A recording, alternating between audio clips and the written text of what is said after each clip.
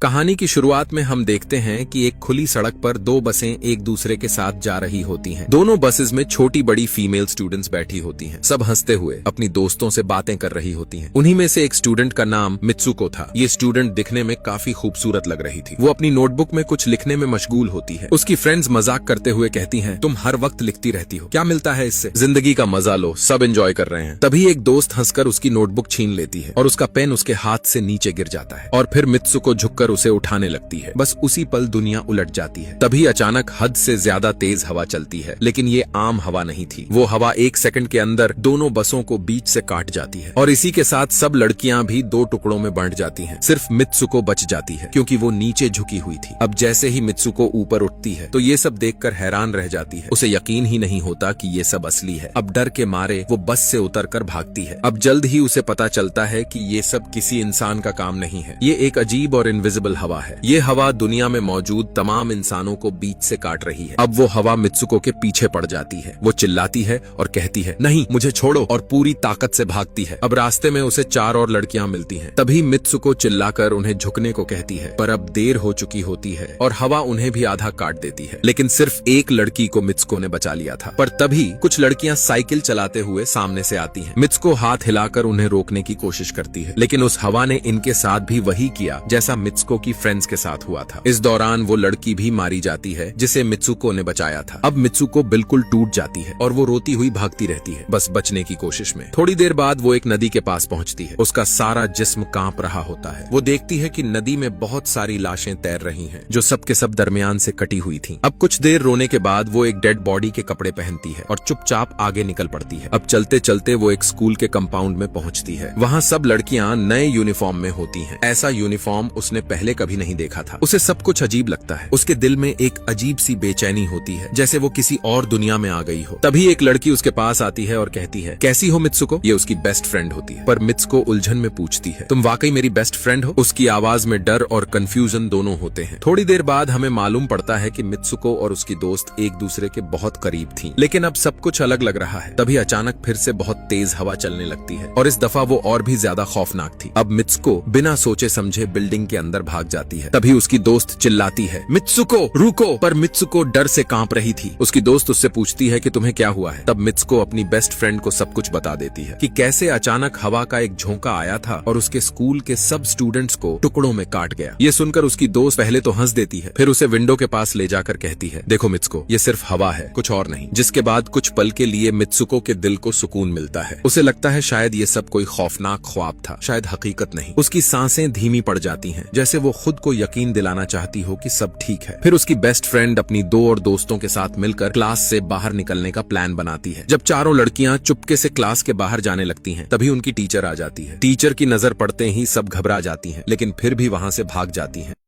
जिसके बाद वो भागते हुए एक तालाब के पास पहुंचती हैं। वहां मित्सुको की बेस्ट फ्रेंड अपनी दोस्तों को भी उस अजीब ख्वाब के बारे में बताती है। तब उनमें से एक लड़की सोच में पड़कर कहती है, हो सकता है ये सब असल में सच हो, जैसे कोई मिरर वर्ल्ड होता है, एक ऐसी दुनिया जो हमारी दुनिया के बिल्कुल उलट चलती है। ये कहकर वो एक पत्थर तालाब में फेंकती है और कहती है, देखो मैंने यहाँ पत्थर फेंका, लेकिन शायद उस दूसरी दुनिया में मैंने नहीं फेंका होगा। ये बात अभी खत्म भी नहीं होती कि अचानक पानी में से एक बड़ा क्रोकोडाइल निकलता है और उनमें से एक लड़की को पकड़कर खा जाता है। ये सब देखकर बाकी सब लड़कियां शॉक में आ जाती हैं। फिर से वो लड़की कहती है, देखा, जो इस दुनिया में होता है वो दूसरी दुनिया में नहीं होता, और शायद उसी दुनिया के मगरमच्छ ने हमारी फ्रेंड को खाया होगा, लेकिन इस दुनिया में वो हमारे साथ है। ये बात सुनकर मित्सुको के दिल में एक और डर घुस जाता है। जिसके बाद वो सब एक बेड के पास जाती हैं जो लेक के किनारे पर पड़ा होता है, और फिर ये लड़कियां उसके तकिए के साथ खेलने लगती हैं और एक पल के लिए सब कुछ नॉर्मल लगता है। लेकिन दूर से 2 लड़कियां उन्हें देख रही होती हैं। उनमें से एक दुल्हन जैसे कपड़ों में होती है, क्योंकि दोनों ने एक दूसरे से शादी की होती है। इधर इनमें से एक कहती है, हमें कुछ ऐसा करना होगा जो दूसरी दुनिया में मुमकिन न हो। हमारी किस्मत तो लिखी जा चुकी है, लेकिन हम उसे तोड़ भी सकते हैं। इतने में सब लड़कियां वापस स्कूल आ जाती हैं और उनकी क्लास में सब कुछ शांत लगता है। अब जैसे ही मित्सुको अपनी सीट पर बैठती है तो देखती है एक तकिया जमीन पर पड़ा है। ये देखकर मित्सुको उसे उठाने के लिए झुकती है, तो उसी पल उसकी टीचर अपनी गन निकालकर पूरी क्लास में फायरिंग करने लगती है, जिससे वहाँ पर मौजूद तमाम लड़कियां मारी जाती हैं। इसके बाद अब मित्सुको जब सिर उठाती है तो देखती है उसके इर्द गिर्द सब लड़कियां मर चुकी होती हैं, सिर्फ वो बची होती है, बिल्कुल वैसे ही जैसे पहले अपने ख्वाब में बची थी। उसकी आंखों में आंसू आ जाते हैं। वो समझ नहीं पा रही होती कि ये दुनिया असल है या सपना। तभी उसकी टीचर उसके पास आकर कहती है, तुम्हारी हिम्मत कैसे हुई क्लास बंद करने की, तुम्हारा भी मरना लिखा है। पर तभी दो लड़कियां और आती हैं जो मित्सुको को यहाँ से बचाकर ले जाने लगती हैं। लेकिन एक और टीचर वहाँ आती है और उनके सामने आकर मित्सुको के साथ वाली दोनों लड़कियों को गोली मार देती है। इस पूरे स्कूल के बचे हुए तमाम लड़कियां यहाँ से भागने लगती हैं। मित्सुको भी उनके साथ भागती है, लेकिन हर जगह से टीचर्स फायरिंग कर रही होती हैं। हर तरफ गोलियों की आवाज सुनाई दे रही होती है। अब जैसे ही सारी लड़कियां गेट के बाहर पहुंचती हैं, तो वो हवा दोबारा आती है और सब लड़कियों को दो हिस्सों में काट देती है। अब मित्सुको घबरा कर यहाँ से भागने लगती है और क्राउड एरिया से होती हुई सीधा पुलिस स्टेशन पहुंचती है। उसका सांस बहुत तेज चल रहा होता है, जैसे अभी भी उसके पीछे कोई हो। वहां जाकर वो सब कुछ रो रो कर बताने लगती है। पुलिस वाली लड़की उसकी बात ध्यान से सुनती है, लेकिन फिर हल्की सी मुस्कुराहट के साथ कहती है, लेकिन तुमने स्कूल वाले कपड़े तो पहने ही नहीं। ये सुनकर मित्सुको थोड़ा कंफ्यूज होती है। तब पुलिस वाली उसके सामने एक मिरर लाकर रखती है। मित्सुको जैसे ही उस मिरर में देखती है, उसका दिल एकदम से रुक जाता है, क्योंकि वो बिल्कुल बदल चुकी होती है। उसका चेहरा बदल चुका होता है और अब लोग भी उसे एक नए नाम से बुला रहे थे। थोड़ी देर में हमें पता चलता है कि उसकी शादी होने वाली थी। इसके बाद वो पुलिस ऑफिसर उसे शादी के लिए ले जाने लगती है। रास्ते में लोग उसे कंग्रेचुलेशन कह रहे होते हैं और मित्सुको के चेहरे पर सिर्फ एक अजीब सी मुस्कुराहट होती है। अब चर्च पहुंचते ही वो अपनी बेस्ट फ्रेंड को देखती है। उसकी आंखों में अजीब सा डर और समझदारी दोनों होता है। मित्सुको पूछती है, ये सब मेरे साथ क्या हो रहा है? तो उसकी दोस्त धीरे से कहती है, अभी कुछ मत बोलो, हम किसी के कंट्रोल में हैं। जैसे मैं कह रही हूँ वैसे ही करो। फिर वो उसे वेडिंग ड्रेस पहनाती है और आगे बढ़ने को कहती है। जैसे ही मित्सुको ऑल्टर की तरफ चलती है, सब लड़कियां हंसने लगती हैं, उसका मजाक उड़ाती हैं। उस वक्त उसकी दोस्त का सब्र टूट जाता है। वो गुस्से में आकर एक एक करके सब लड़कियों को मार देती है और मित्सुको शॉक में देखती रहती है। जब वो अपने ग्रूम की तरफ देखती है तो वहाँ एक ताबूत रखा होता है। अब थोड़ी देर बाद धीरे से उसका ढक्कन खुलता है और उसमें से एक बड़ा सा पिग बाहर निकलता है। ये सब देखकर मित्सुको की चीख चर्च में गूंज उठती है। वो घबराकर एक टूटी हुई बोतल उठाती है और उस पर हमला कर देती है। फिर वो और उसकी दोस्त भागते हुए चर्च से बाहर निकल जाते हैं।